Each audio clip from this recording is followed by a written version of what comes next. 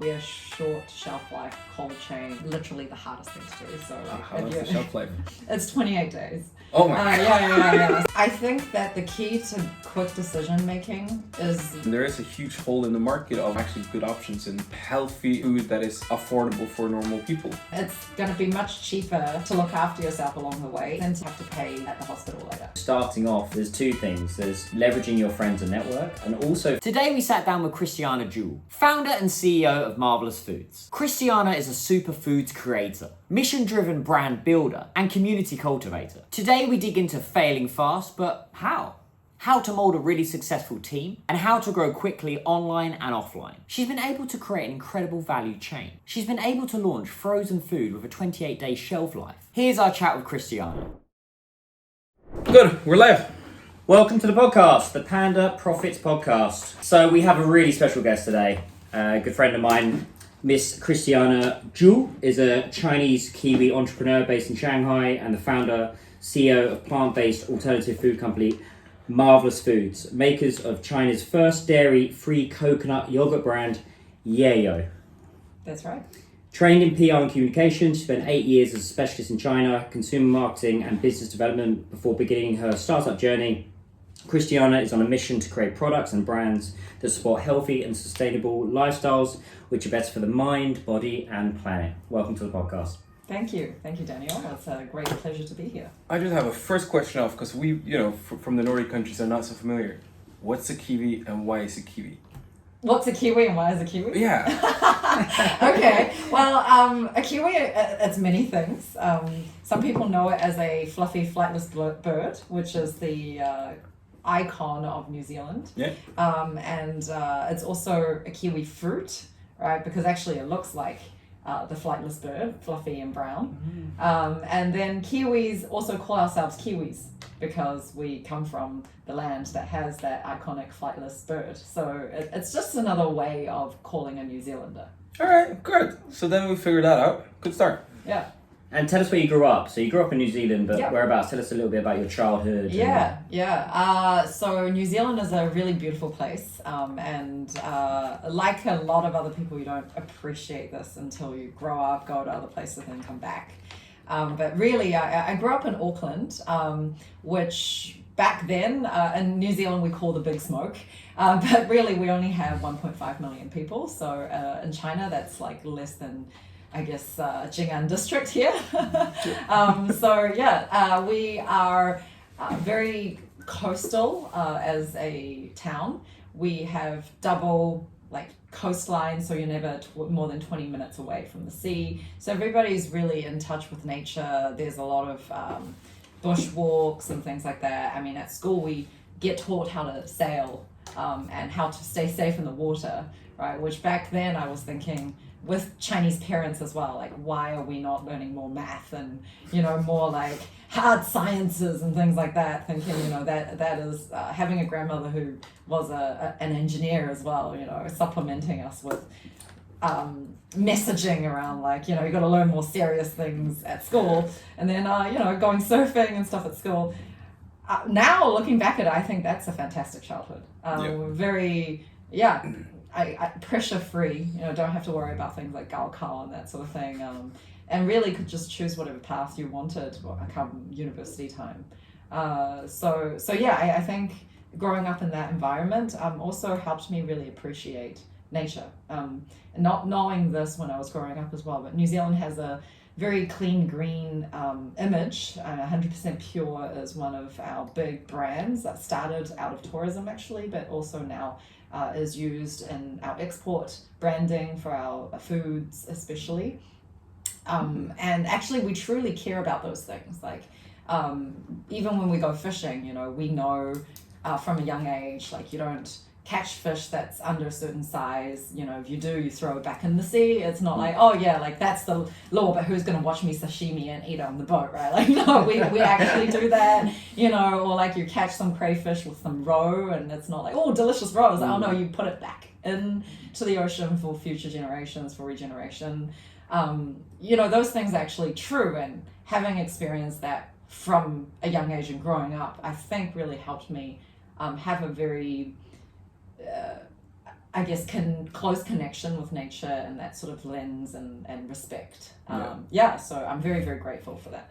Do you think that had a huge influence on your business as well? That nature element and having that surrounding and environment really inspired you to create this great brand? Absolutely. I mean, I actually accidentally fell into food, but I did this after moving to China and then seeing, there's a real gap in the market for healthy, allergy-friendly foods that are pre-packaged and convenient for people to just buy off the shelf. And then also food and I guess other things that people can do every day to lower their carbon footprint, lower their impact on the environment. Like a lack of options for exciting, fun, new products in this space. So that's really what gave me the drive to try and create a new product category, to try and create a new brand in a massive market. So that's not the easiest path to choose for sure. No, but it's fun. Absolutely. Working in food and beverage, one of the issues that I think I see a lot is you have the normal categories, so to speak, where you have great food, and then it's always, if you go to vegan or allergy or anything like that, it's like there are options, but they really taste bad. Yes. I mean, we looked into chocolate previously, and then the chocolate category, you can get vegan chocolate, but it tastes like cardboard.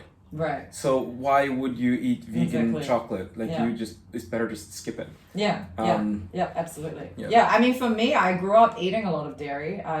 It all started when I became lactose intolerant all of a sudden when I moved to China. I mean, I am ethnically Chinese, and actually, statistically speaking, 80% of Chinese people are actually lactose intolerant. Is that really true? Of lactose intolerance. But growing up in New Zealand, for some reason, it didn't really affect me. But I became, my gut told me, oh no, you're in China, you're Chinese now, and I had to I struggled a lot with that. But then I just couldn't bring myself to eat crappy things. And also on top of that, there really weren't any options even at all in the market here in China. I mean, the only things that's been there for a while is like Oatly, but that's.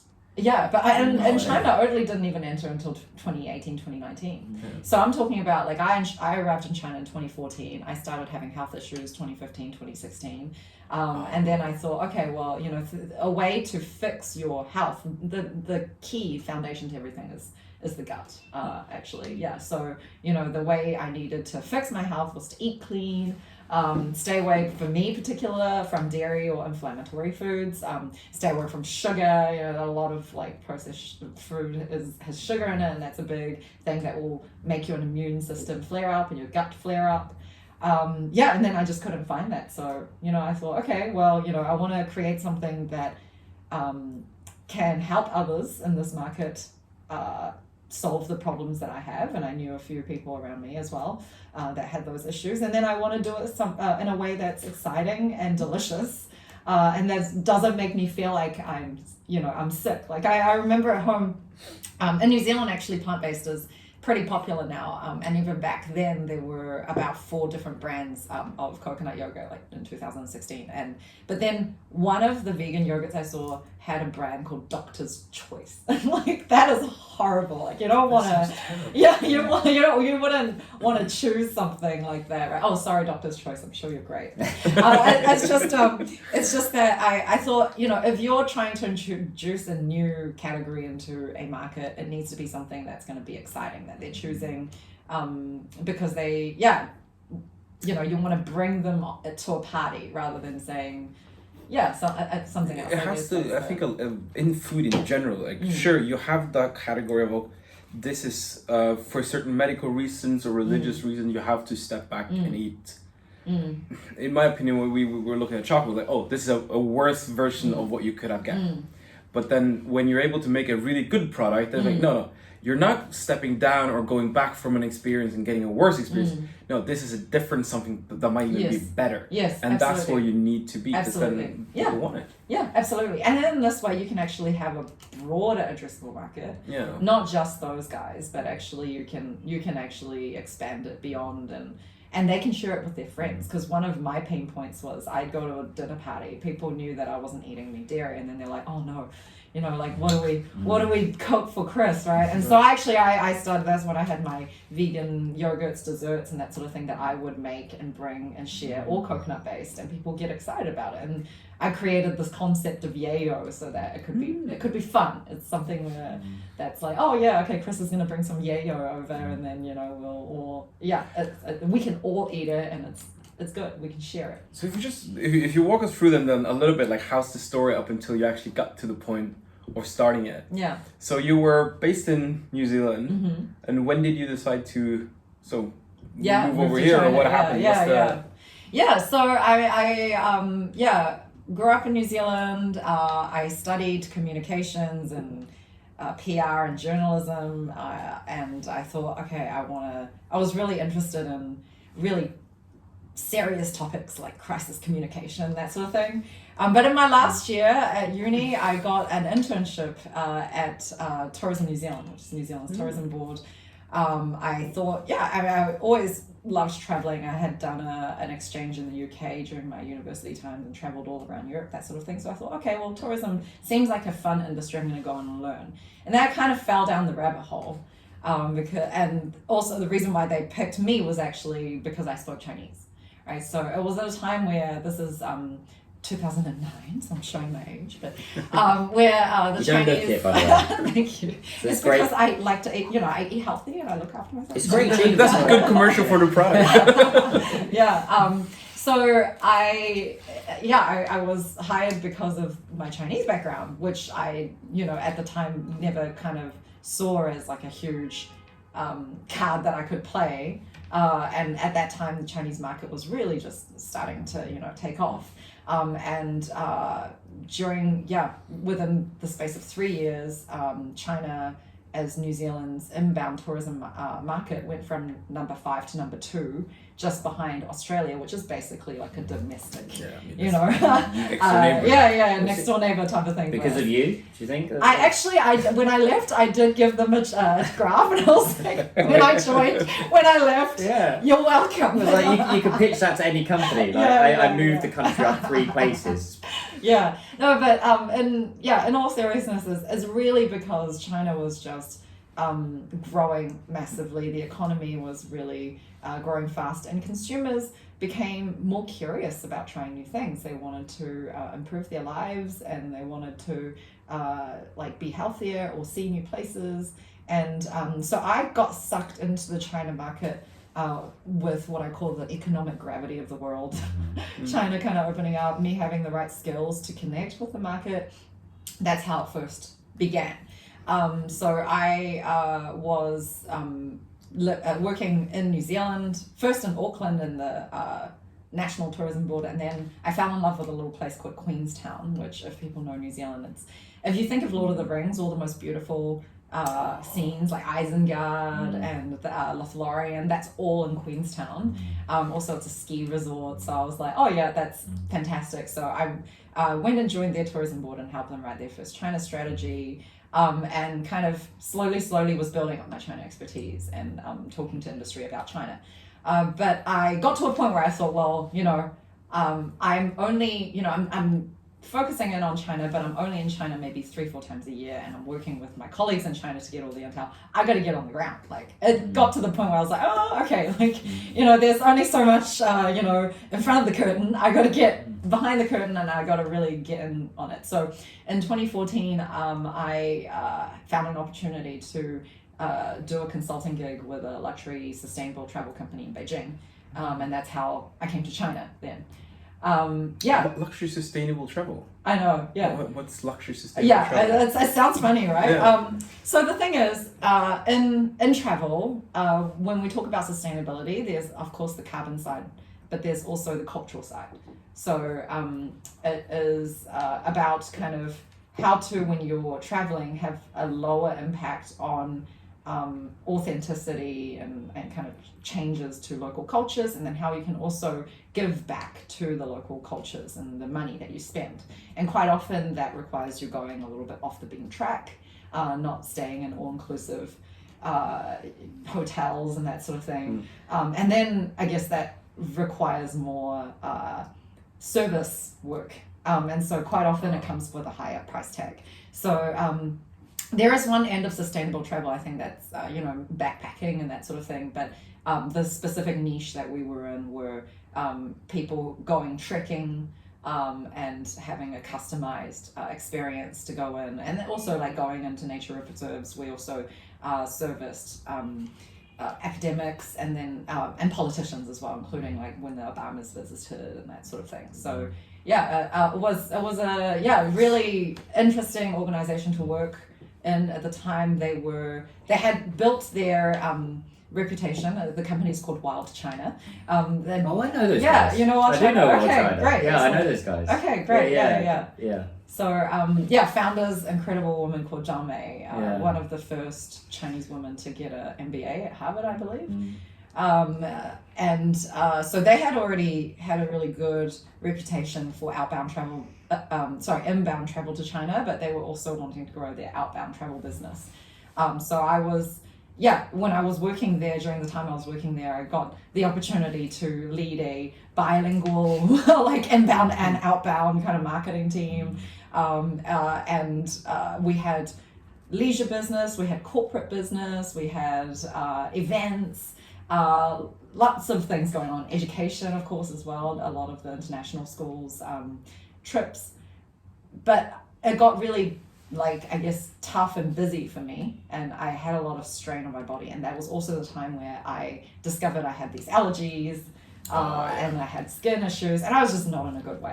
My immune system was, very bad. I was getting sick all the time, really tired, but at the same time, still, needing to perform at work. So, it really made me reassess. Like at the worst, I had eczema all over my body. Like in the height of Beijing summer, where it was up to like 40 degrees, I couldn't wear long short sleeves or shorts because I would get infections on my eczema.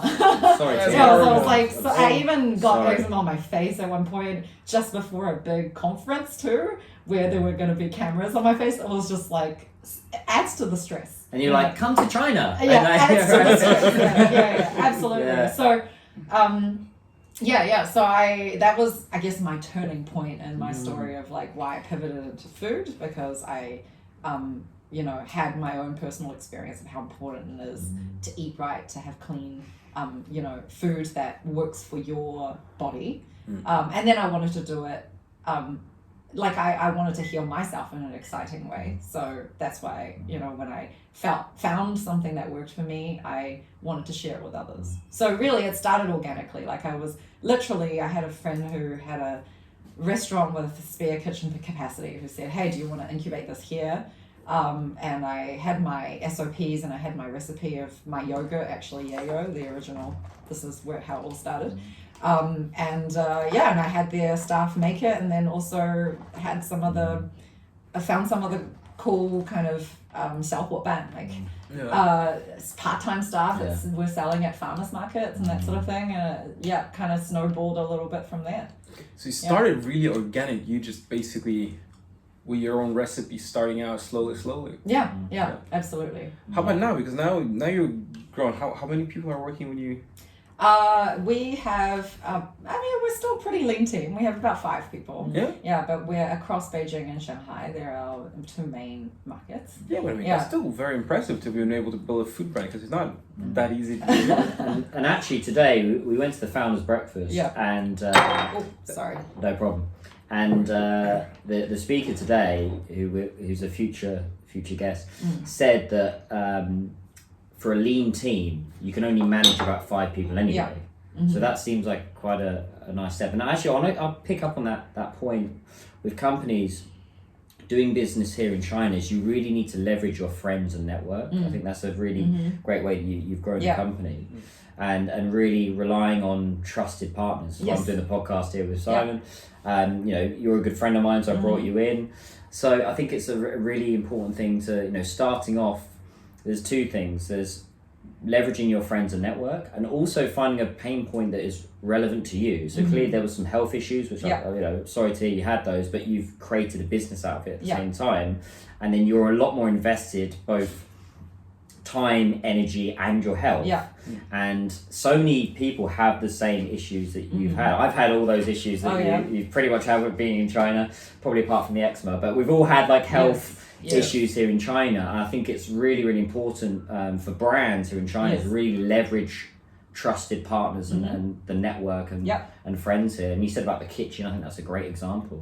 Start off, you didn't have to invest in a massive kitchen operation, but you really worked with friends that were going to help support you, and then they're invested as well. Yeah, absolutely. And then we started with that and then expanded to producing through factory co-packer, I guess. And then even that, it's through friends of friends that we knew, a little factory in Hebei that was willing to trial this with us, because I mean, at the time when we were scaling this up, there was no factory that could produce plant-based yogurt. Then it went to, it was at the level where you don't even know what GB or like what standard, what food standard it needs to be produced under. Right. So we needed to do all of this like figuring out, and then, before you have that very specific brief, no factory is going to talk to you. Like nobody's really going to talk to you. So it's like impossible to innovate, right? So we were very... You're learning by doing, right? Yeah, absolutely. And you need to, right? And we were very grateful in being able to, to find these trusted partners that could help us grow one step at a time. And we ended up being, their first, like helping them expand their production capability from a rubber stamp perspective to actually then be able to produce plant-based yogurt as well. So it was all a very fun adventure. I mean, that's kind of how you should do, right? With your network, when you do business with each other, it should be a situation where sure everyone's making money, but it's also improving and growing together. Yeah. Right? Because now you guys have your brand and you have the co-packing, and the co-packer is now able to do plant-based, which there's not that many factories in China that can that can do it. Absolutely. Which is great for them. Yeah. Why Hebei? Why Hebei? I was based in Beijing for 8 years, so I had more contacts up there. And again, I was just a friend of a friend who had a factory in Hebei, so I was just like, okay, let's go and check that out. So I think sometimes the most important thing is you need to have the intention very clear. Like, why am I doing this business in China? For us, actually, why I chose China. A big part of my drive to doing this is, on top of the health thing, also having environmental impact and enabling, environmental impact. Well, China's got 1/5 of the world's population.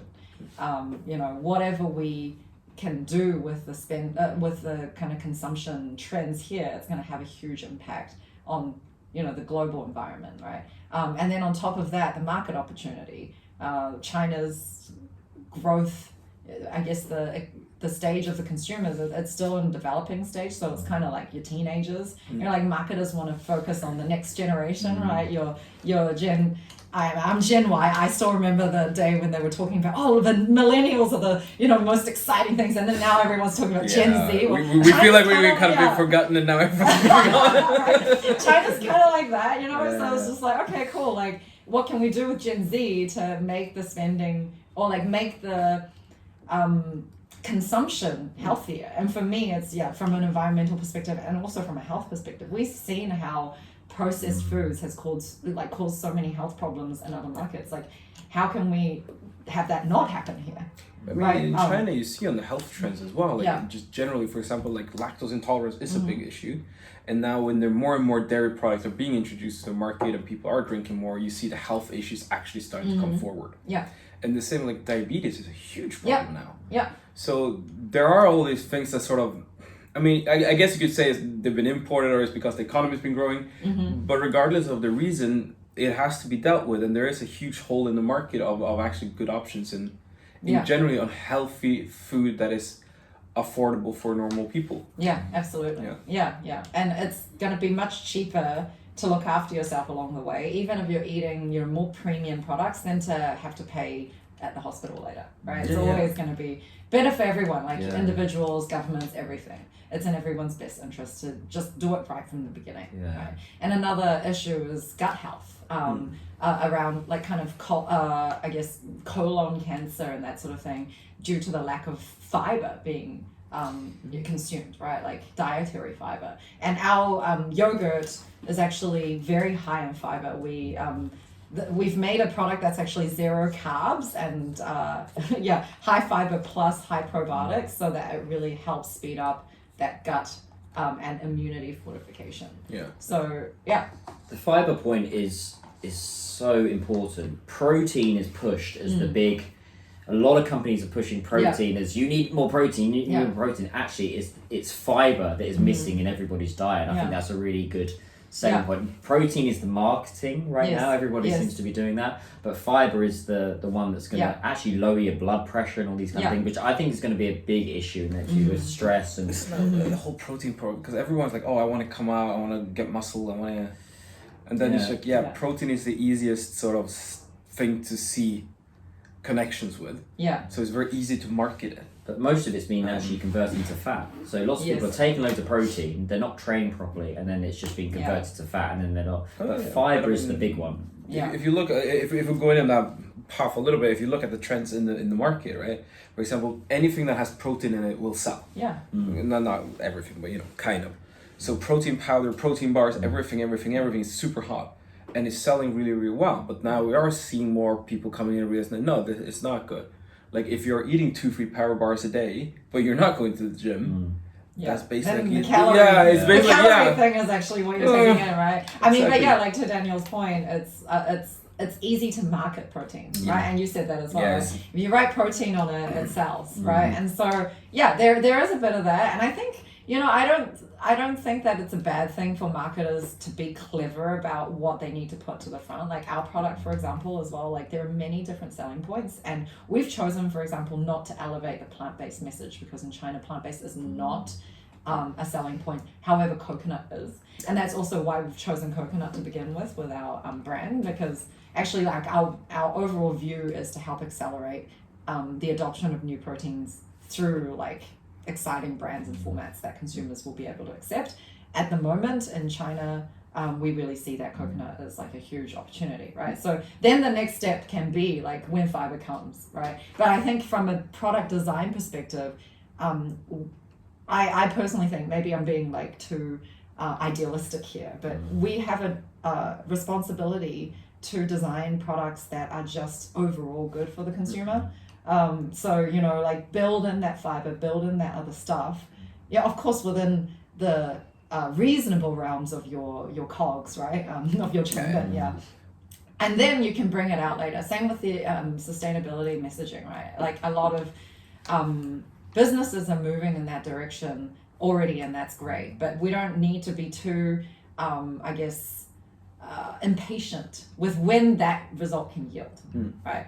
And doing business in China as well. It's like, if you're here to make a quick buck, okay, that's cool. Like, you're going to do that, then then you can maybe forfeit the brand building side. But if you're here because you want to build a brand, because you really believe that you've got something to offer, like something that will really offer value to this group of people, then spend the time to have a relationship with them, to build that story, find the right partners that can help you build that story.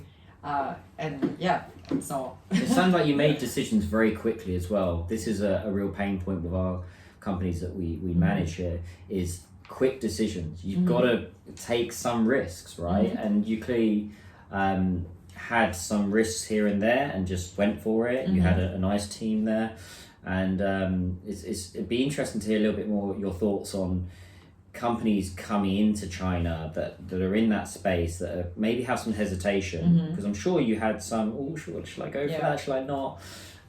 What are some key points you can make on that?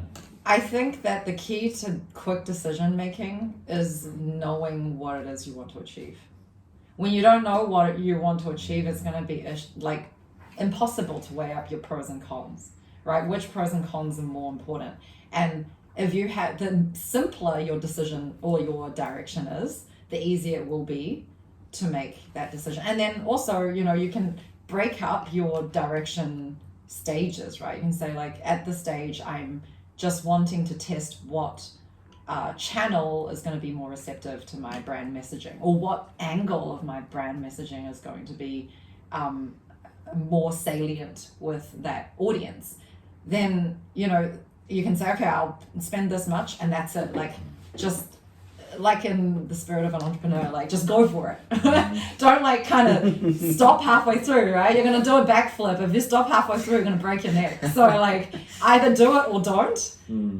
But do it within what's reasonable. And then the other thing to remember with China though is, a lot of the times quick decisions come from gut instincts, which come from pattern recognition, which come from experience, right? And a lot of people coming into the Chinese market probably don't have experience in China. They have experience in, their other respective regions. And then their gut instinct might tell them, based on their pattern recognition of that, to do something else.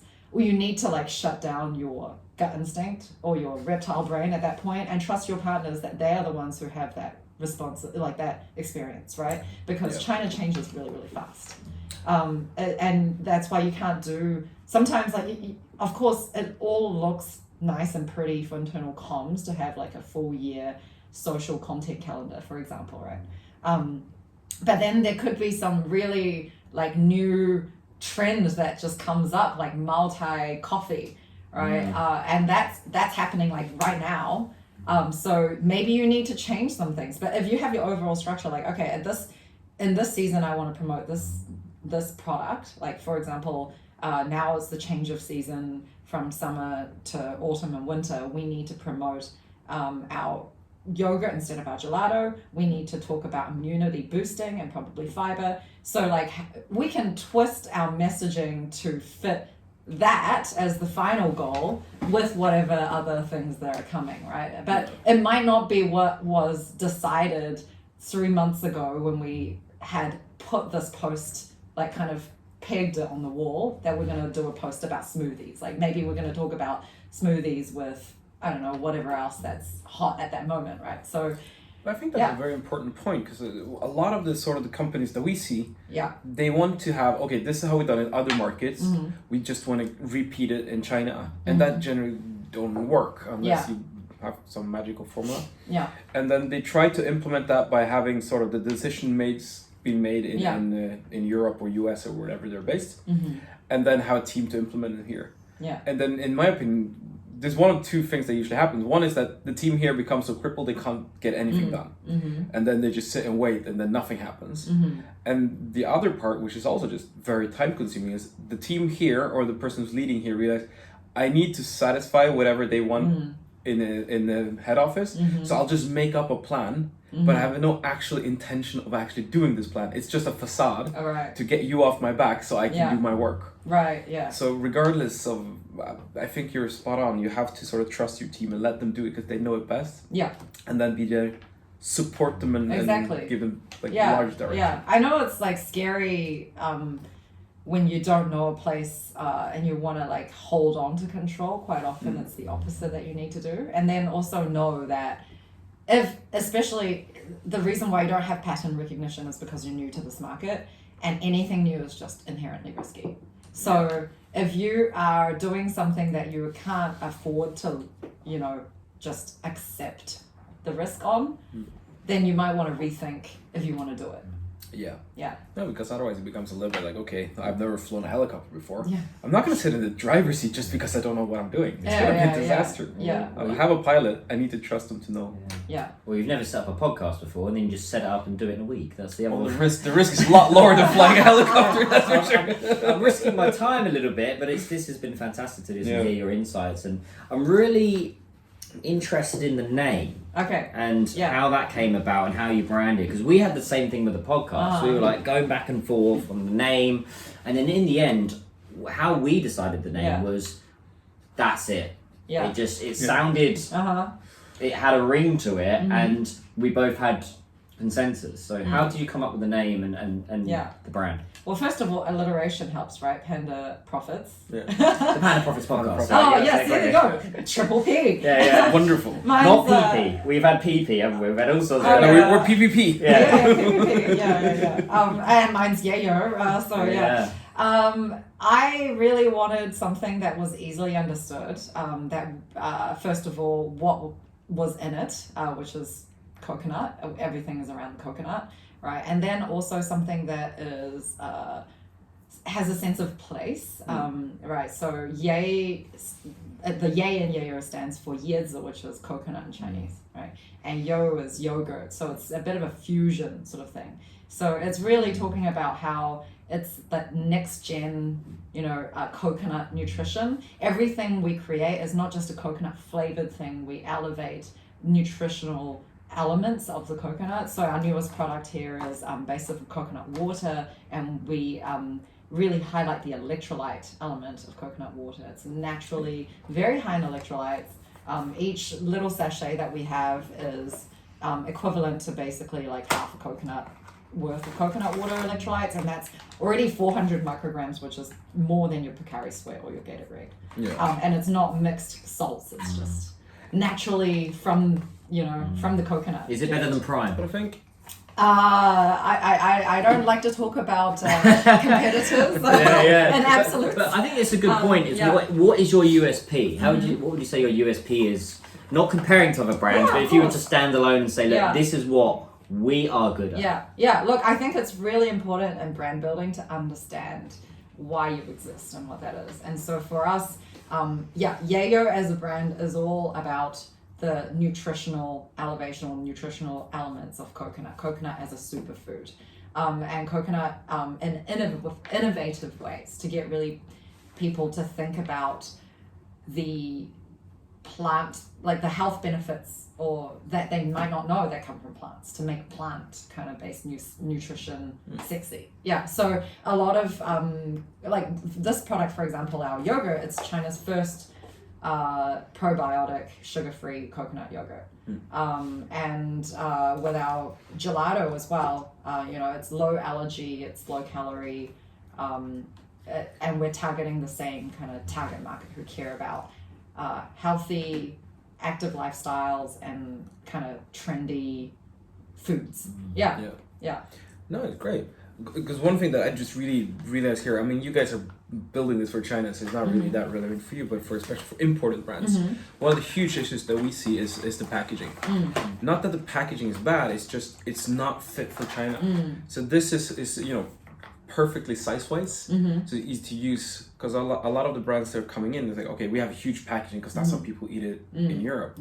And then when we get here, it's like nobody buys it because people don't want to have huge packaging staying around. So that is just a side note. Absolutely. That I think is a big important part. I think it's very cutesy as well. If I looked at that, you can see both females and males would that's quite a nice little thing to have in your bag or have on your desk, and a nice little snack. So that's what I really like about it. It's very very cutesy. You could put it easily in a bag.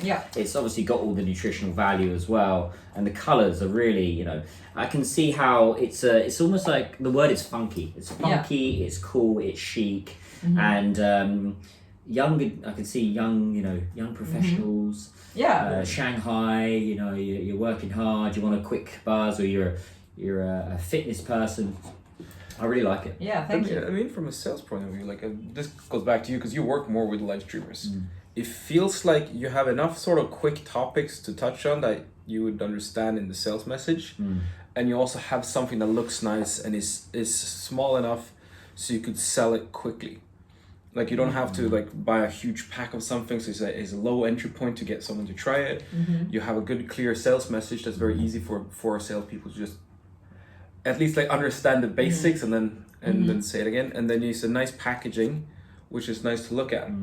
So how, from initial concept to the actual idea, how long has that process been as far as R&D and I take it you would have done some sort of focus groups to work, and this is what Simon's really good at, is he works with a lot of students in places like Ningbo, and really gets, because they're the future consumers, right? So how did you go from concept to actually getting that right? We want blue, we want yellow, we want white. What was that process? So we got faster and faster, and I would also say that we hired the team to be quick at putting new products out on the market, because what we want to do and how we're different to the big companies is that we can do basically, it's almost like a tech type of iterative startup thing. We can do like rapid prototyping sales, right? So the yogurt was actually based off of a handmade yogurt formula that I had been testing in the market in Beijing for like 3 years. And then we went to a few different ingredients companies to see how we can recreate that in a commercial stage, and found the right partner, and then we were able to go with that. The gelato is, we were looking at our core consumers for the yogurt. We thought, how do we expand their basket size with us? How do we increase our frequency of our brand's touch points within their day, and what is it that they want, what would be attractive to them. You picked up on a really good point about the visual. It's also very important for startups with a low marketing budget to create something that can be postable, something that is worthy of sharing, that's interesting. Yeah, so for us it's like, okay, we needed to create a product. This was actually designed to be launched really primarily last year, when Shanghai was like the hottest thing. Yeah. What's that in English? Just coconut latte? latte. Yeah, Right. coconut latte. Oh, I love that. Yeah, sold what, like 10 billion cups or whatever in a year by Racing Luck and Coffee. Everywhere. And so we actually initially had a design that was closer to this VI, given that's our brand kind of core. But then we changed that and we thought, okay, we want people to feel summer. We want Shanghai to be front and center. This is like designed to look like you're looking into a pool, and that's the words underneath, right? Like it's got that water kind of feeling. Diving in. Yeah, diving in sort of thing. Yeah, and so we were pretty good in being able to turn that around. So this one took like, formulation was like a year, and then packaging design was like another 6 months. So it took a while. This was also the beginning of COVID, right? So we were having a lot of stop-start issues with the lockdown. It was back into 2020, like when the factories were being locked sometimes and things like that. Everything was uncertain. This one then we managed to put out in like, I mean, it was also difficult because of the actual big lockdowns in Shanghai, because the factory for this one was in Shanghai, but maybe more like 1 year, right? So we were able to shorten it by 50%, right? Yeah. Or like a little bit less than that. It's impressive. Still, it's kind of, you know, Is it? Yeah. you have to know. If you that think that's it's kind of- impressive, this one came out in like 6 months or less. Holy Wow. And we've designed it in a way where we can put out new flavors really quickly, because actually we didn't print any ingredients on here. We've got like 6 different designs of this, and we just have to print what it is here. And we have to print everything else on the box, and then we're good. We can also change our pack size. You know, we could do 3 strips, we could do 10 strips, whatever sells well. And then we test it. We always test everything first on e-commerce. So this one's just gone out on e-commerce to see. Yeah. So where are you on e-commerce then? We are on Tmall. That's our main kind of space. And we've just opened up Xiaohongshu and Douyin as well. So we want to test on that. I would love to learn from you guys about how to Live do streaming. All yeah, day how long. to do Douyin, Live because streaming. man, that is like, oh, the water is deep, as they say. Yeah, there. I'm interested to your Yeah. thoughts on Tmall, because Yeah. Tmall is really a bane with a lot of Yeah. brands. Like, shall I do it or shall I listen not? to what you guys Yeah, say. so we no, can- I'm saying with the Yeah. brands, it's like a bane as in they don't know whether to go for it or not, and it really depends on the brand. But what have you found have been the benefits of going on Tmall? Yeah, I mean, look, like China as a market changes like super fast, right? So when we launched our Tmall store in 2021, Tmall was like the place to be. And in a market where there's no like website or whatever, there were 2 main places where your brand presence needed, like the iconic kind of brand presence needed to be. One is Tmall and the other one is WeChat, right? Like WeChat official account. Yeah. So it was a complete no-brainer that we opened Tmall. And at that time we were super like all in on Tmall. So we didn't even, we had a WeChat shop before when it was handmade. That was actually doing okay. That was where most of our sales were coming from. We even had like subscription clients and that sort of thing, you know, buying like 6 months of yoga at a time. We just stopped it. We stopped everything else. We funneled all channels to all the traffic to Tmall, because people were really looking at like how many sales you were doing on Tmall to know like how legitimate of a product you are. And as a new brand, that was like make or break. Things have changed a lot in the last 2 years. Like Tmall has lost a lot of traffic. And new challenges, especially Douyin, right, has really like taken a lot more of that, and then traffic on Tmall has become very expensive, because once there are less people coming to shop on Tmall, then you're all fighting for the same customers, and then it's just expensive to buy the AdWords and buy the traffic for those guys, and conversion, you know, like, yeah, it's become difficult. And the other thing about Tmall versus Douyin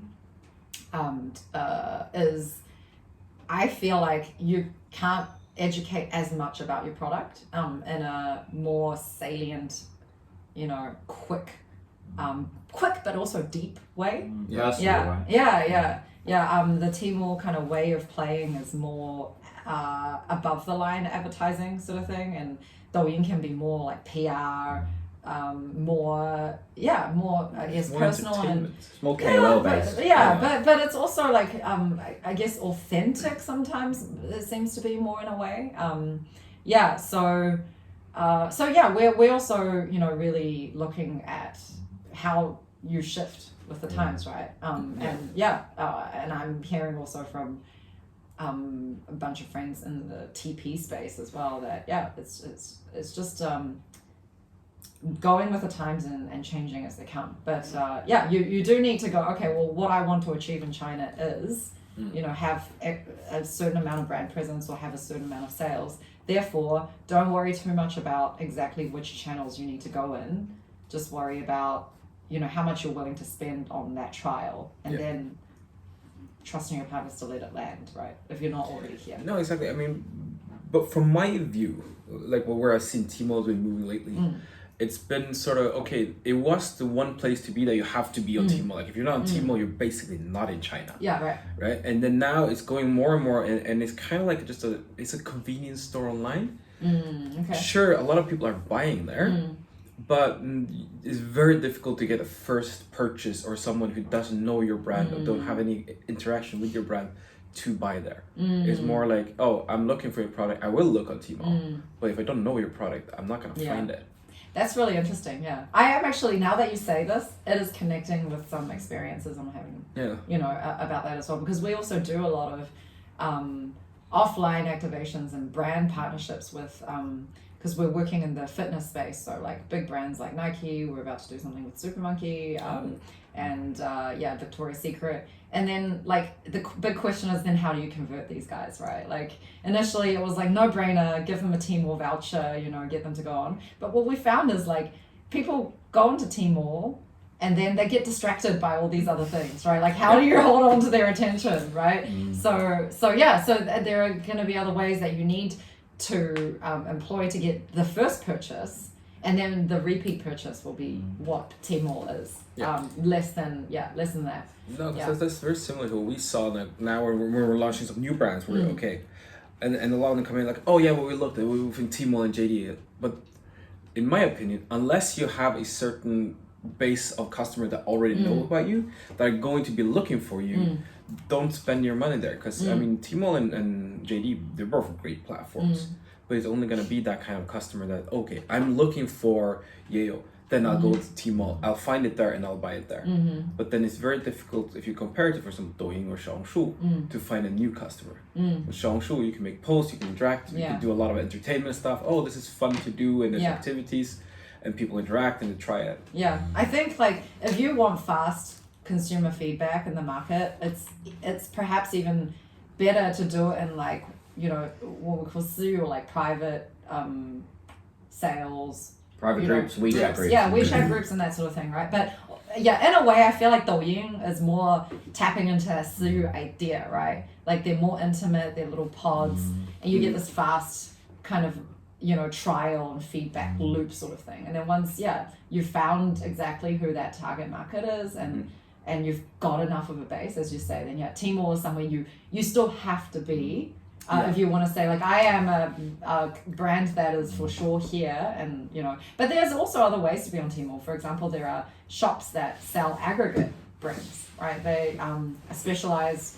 For example, we work with a shop that specializes in eco food and plant-based and that sort of thing, right? And you know, it's also okay to like say work strategically with one of these partners, right? And then when people are searching on Taobao or Tmall, they can still find your brand in the right price, right? Not like the crazy price that the Daigou guys, you know, bring in, because that's not going to be indicative of how you should price yourself or sell yourself in the market, no, right? don't look at the Daigou. Yeah, exactly. Yeah. So what are Daigous, just to explain to our audience? Right, Daigou, they're I guess mules. I've been a bit of a Daigou before. Exactly. I've gone to England and got products and then got it's them a good for a business bit, over here. It's a good business, yeah. I mean, basically they help cross-border e-commerce for companies that are not already set up to do that in existing channels. So yeah. It's basically filling your suitcase with stuff and bringing it back. Exactly. Yeah. You were talking about the Douyin versus Tmall. Yeah. One point I do want to mention is with live streaming. Live streamers, when I have conversations with them, they will go to Tmall to see your rating and to see how much presence you have there. So that is something to consider if you're doing live streaming on Douyin. Is they will go to Tmall and say, okay, what's your rating there? How much have you sold? Yeah. On the other side of the coin is pricing. Yeah. So if you've got a certain price on Tmall, the live streamer is going to want a lot cheaper. So it's definitely a weapon in your arsenal having a Tmall store, but it isn't for everyone. It isn't for everyone. Not every brand. Yeah, I mean, maybe then the other thing is to right size your expectation, right? Like maybe if you're just starting out, you don't expect to make money on Tmall. Tmall is just your shop front, right? As in Tmall is that place where the live streamers go to see what price you should be at, right? Or that sort of thing. But if you then, and then you go, okay, but I'm going to make money or I'm going to move my volume through these other places, then you're going to make it like that decision to put down the deposit or whatever it is that you need to do to keep that Tmall alive will be easier to make, right? Yeah. I think Tmall is also like it has on every brand sort of journey, it does come to a point where you should get it, right? Because it becomes really like planting your flag. Yeah. Okay, now we've made it to this point where we're this big, and now we have a flagship store on Tmall, and it does send a signal as well to, for example, like live streamers who are looking at it. We are now doing this well or committing this hard to the market. But then when you need to manage resources, maybe not the best in the beginning. Yeah. I would love to keep doing a little bit on the sales part because you have been selling a lot, right? Are you now mostly selling online or is it also offline? We're selling offline now as well. Yeah. We started moving offline in 2022 actually. Nice. So our category for the low temperature products like that strategically speaking needs to be offline. Yeah. So that's that's how we've moved. So then at least the next one, for a brand who want to start selling in China on offline, what would you recommend or what steps did you take? How did you how do we start selling, right? I mean, it really depends on whether you have a presence here, you know the market here, or not, and then also what category you are. So for us, we are short shelf life, cold chain, literally the hardest thing to do. So like, how is the shelf life? It's 28 days. Oh my god. Yeah. So it's like a hamster wheel. Trust me. But isn't that a good thing? Because it almost makes it exclusive, right? I've got to get this product before it goes. In a way. Yeah, but you like, go on holiday for 1 week and you lost half your stock to 2 days. Absolutely, yeah. So yes, God. yeah. So for us, and then also being brave. niche, I know, like bravery or ignorance at the beginning, who knows? But so.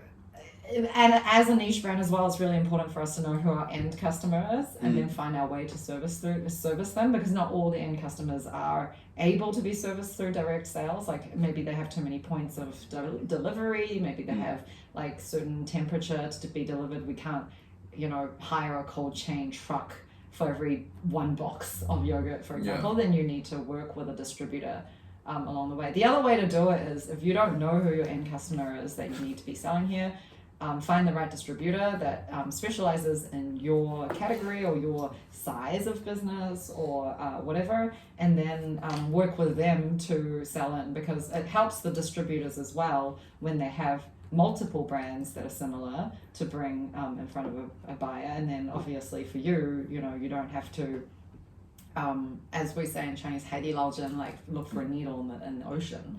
Because it really is an ocean, right? There's a lot of options here. Yeah, but I have to go back to the distribution and logistics here, because a lot of brands are coming in, especially when you talk to distributors. Shelf life is always a major thing, right? For you guys to do full cold chain, 24 days, that is probably the most nightmare scenario I could possibly imagine. You like could see the sweat. No, I was like, oh my. Cold sweat coming down. Yeah. No. How do you get any? How do you work with a distributor to get that actually working? Because we have products that come in where you're like, oh, it's going to be 9 months and 12 months. And it's like, distributors like, no, that is way too short. We can't touch it. Yeah. But you have done it with 24 days. That is so for us, impressive. Again, it's going back to the end customer wants it. I've tried many times of like going to a distributor, say in the catering world. There are only really 4 of them anyway. So like going to them and going, oh, will you take this product? You know, it's unique because the other thing is we don't really have any competitors within our category. So it's very, very niche. That's a good specific, like good place to be, right? But they would be like, no, we don't want it. Then we went to the end customer, say whether it's a specific restaurant, hotel, or corporate, whatever, and they wanted it. They pushed it back to the distributor. Or there were times where they would give us a different distributor that we hadn't talked to before, because like when they say we're going to buy it, then the distributor will obviously stock it. Right.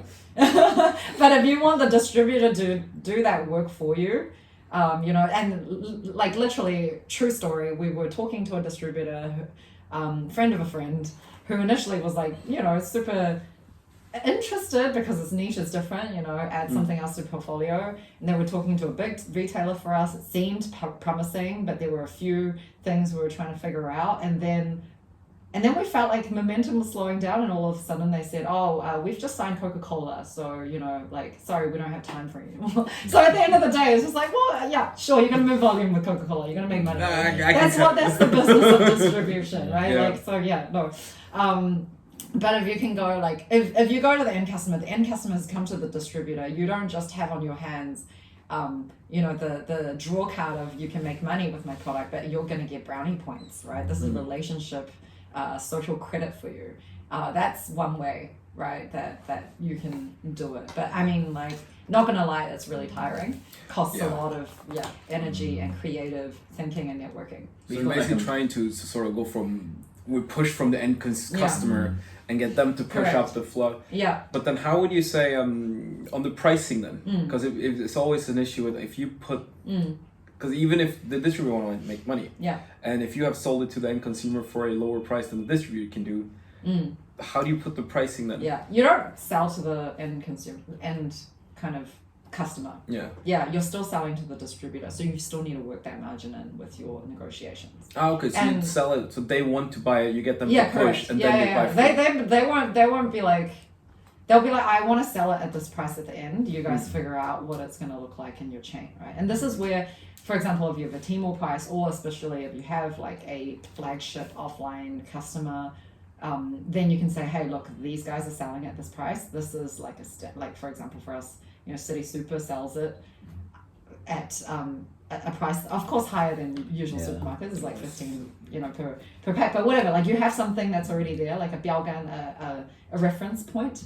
Then you can be like, okay, this is how much it can sell at, and this is how much margin. So yeah, the other thing is if you're going to sell into China, you got to really, really understand the margin play here, and how much the value chain needs to push your product. You mentioned City Super. That is not an easy one to get into.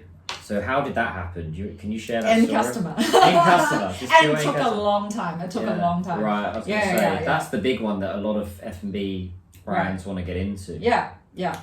I think that's, a lot of, networking, a lot of, relationship building and selling of the concept. And they didn't have this particular product. It's missing because all these retailers, they want to have a good portfolio, right? And you need to understand, what their brand positioning is, right? Or market positioning is. What's missing, what's in it for them, and that's the right place to go into. Then, I think I want to jump back a little bit to the value chain part, because this is something that I see a lot of brands make mistake on very early on, that they go in and they price their products too low because they get a lot of pressure from everyone. Lower your price, because for the distributor side, it's easier to sell if the price is lower. So what would be your recommendation? How should they consider the value chain? Because you need to have space for partners in the middle. Yeah, this is like a constant testing, right? Yeah. I would say, yeah, for us too. Like we're still testing what the end customer price should be, because sometimes we lower it and then we realize, oh, actually, it's not going to move more. So at this price point, like the consumer doesn't even care about 2 or 3 RMB difference. They actually care more about what value you can bring to them. So that initial kind of testing of how much is the end consumer willing to pay for this product, and then you can work backwards to, well, can I produce something that will sell at that cost, right? And it might even mean that you're producing a specific SKU for this market, right? But like sometimes it maybe takes that, so then you can be in a comfortable spot. Like we've also worked on reformulation, on it making more like different places more efficient, that sort of thing, to fit the right margin that the channel needs. Because sometimes even within the same category, the margin that you need to move is not necessarily the same as your competitor, because you have less volume, because you're starting out, or this, that, or the other. You have a better relationship and they don't. Like it is a bit variable. It's such a pain with the whole value chain. I mean, it's such an important part, and I see so many don't spend any time on it in the beginning, and then they come in and they work with a partner, and that partner say, oh, you need to give me this price. And they're like, yeah, we can do that. But then what you end up doing is you basically cut out your ability to do anything with anyone else. Yeah. And then you can't go back to that partner and increase your price, because then they will say no. It's always easier to decrease than to increase. So that's always the thing. I've had so many cases where people are like, but we're gonna go in and we're gonna sell at this price in the beginning just to get into the market, and then we're gonna raise it. You're not gonna raise it. Nobody's gonna accept you raising your prices. They know you're able to do this price. Nobody's gonna believe you when you say you're selling at a loss. And then the way you raise your price, I guess, is also in the storytelling, right? Like everything's in the storytelling. Like you have to be very clear. Like it's easier to go, I'm going to give you a few extra boxes, than to say I'm going to sell it to you at this price, and then raise it later, right? To say I have the stock put aside for promo, and it ends up being a cheaper price, and then they can try it. But always encourage the end customer to not have the actual price as the low price, but like it's discounted to this price. Most of them do this anyway, but like for reals, it has to be like that, and it's just not always on discount. Then when you do raise the price, which you will need to for a profitable, venture, it's not going to be hopefully as bad. But otherwise, it's. I would say that at the beginning, to test it out, like it might be painful, but trying to go high and seeing if you can get it, be ballsy about that. Like just try that. Better go high. And then if you can always retreat and go back low, but exactly. it's close impossible to go the other way. Yeah. I mean, you guys on the live streaming side, you guys just selling it. You don't have to deal with all this headache. Yeah, well, it can be challenging because obviously both parties want the lowest price possible, right? Or the live streamer wants the lowest price, but then the brand doesn't want to give away too much because then they've got to consider Tmall and their retail. So it's finding that balance. But believing in your brand and knowing what you're worth, right? Knowing your price. And one key takeaway I've picked up on today is I think people, they're investing in the brand, but they're investing in you. Like Christiana, if you walked into a boardroom, a meeting, you're very passionate about your product, and that's the trust there. I think you've got a great product that's clearly got a lot of health benefits. It's benefited you and a lot of people. And people are investing in you as a person and you as a trusted partner here in China. Yeah, absolutely. And the people is everything. Because it's so complicated, because it's always moving. You can't know everything, so you just gotta spread the network and then trust. And I think that's, at least for me, is a big part, because I'm guessing New Zealand is similar to like Norway and Sweden. We're quite small. Sure, things are happening, but it's not really. It's not going at this speed. So a lot of the brands that we've been working with, when they're coming over from, especially like Norway, that's even smaller and remote, they are used to, I'm running this. I'll keep control of everything myself, and then I have people help me do it. But in China, if you have everything goes through me, that's going to become a huge bottleneck really quickly, even in a small operation. So you need to have those people both in-house and external partners that you feel like you can put your trust in. Yeah, absolutely. I remember one of the biggest like kind of hurdles for me when I actually decided I'm going to turn this into a business, not just a side project, was, okay, I need to register a company. What? I need to find an agent to register my company? Like in New Zealand, you just go on the website, you like, type it in, put on your Visa card, like done, right? It's not like that here at all. You have to use third-party operators. And that's actually, in a way, I think good and how we can stay lean, because I use a lot of outsourced stuff, even, for our e-commerce, for our social media, for our marketing, whatever, like lots of freelancers here for that, but then also agencies to do admin stuff, right? Like HR admin or like, other business admin stuff. And that's just the way it's done. Like China is a very administration heavy place compared to some of the smaller countries, right? And literally like they have to keep these people employed as well. So they will create processes for you to have to go through. Yeah. So, and then you have to think, well, where is my value, right, to this business? Is it waiting in line? Is it like jumping through these admin hoops? Or is it actually thinking strategically? And if that is the, I don't know anybody, maybe there's somebody who likes to fill out forms and do things like that, who knows, but... I mean, there probably is, and we should be very happy that there are. Yeah, absolutely, but unless that's you, then, accept that's the reality here, and you do need to work with these third parties and whatnot, and and do the work. I think the administration part is actually a very good example of it. Yeah.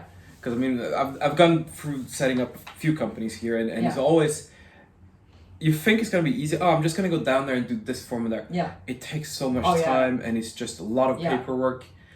And then you can usually find someone who's good at doing that part. For example, when we set up our company in Wuhan, for me to have gone down there and set that up, that would have taken quite a few days to get it done. Mm-hmm. But then we had a friend who's an expert at setting up companies there. And basically we paid 2,000 RMB for everything and had it done in 2 days. Yeah. And if I had done it myself, it would have taken 2-3 weeks. Maybe. Yeah, cost a lot more, right? You have to fly down there, you have to live there, like all of that. All of this stuff. And it's just finding those people you can trust in your network that you feel like, okay, I can trust that you're going to do this and do it well. So I have to just let go of control and then... Yeah, absolutely. Yeah, and then, the other thing is like there are going to be things that you need to leave time for that maybe you didn't think about before, like registering trademarks take a long time here, and all of that stuff. Setting up a bank account, like that takes a long time. That has to be the right bank and all of that. So Key takeaways for you. Key takeaways. God. I think one of the big ones is sort of in regards to the sales part. Like you have to work over your value chain, because I don't think a lot of companies that come in here spend enough time to do that, because they think we can just have product here and that's gonna work. You need to spend the time. You need to understand the different people who are going to be involved, and then also like the end consumer, what they actually care about. And then also, I think your comments on Tmall was spot on, and. Because I see so many brands who think that Tmall is gonna be the rescue and the entry point and everything that is great about China, but it is moving away. And sure, it has its role, and I think the way you guys are doing is gonna be spot on trend. Yeah, I think I'll add a little bit to that, and it actually goes to the value chain within that kind of whole idea as well. Like China's really an omni-channel place. So you really got to think about, you can test really quickly in single channels. That's fine. And it's better to do it that way. And then once you've decided how you're going to do it, what price, who you're going to target, go for an omni-channel approach. And then do it one step at a time. Because, we're on Tmall for a while, and it gets to the point where if we're not offline, we're not legit. Right, so then we started doing the offline channels, and then offline you reach a saturation point of a type of customer outlet. Then you're gonna find another channel, and then which channels feed what other channels, what pricing you need to be in the different channels. You don't have to be the same price, but make sure that there's a logic to the price. That's that is the work. I mean, test a single channel, do it omni-channel. Yeah, basically. Cool. Cool. If anyone want to get in touch with you and find you, where can they? Oh yeah. They can Or if always they want, buy products. follow Yeyo on WeChat, I guess. 微信公众号, and you can just find. do a little live stream. Yeah. Plug. There we go. And then also, on 小红书, of course you can search for us on Tmall. The full product range is out on Tmall. And then me personally, I guess you can ping me on LinkedIn. I'm on LinkedIn, Christiana Zhu. Yeah. We'll put a link down in the description. Yeah. Thank you so much, Christiana. You're welcome. Really appreciate having you. Yeah. Yeah, it was fun. Thank you. Thank you very much. Thank you. See you next time, guys.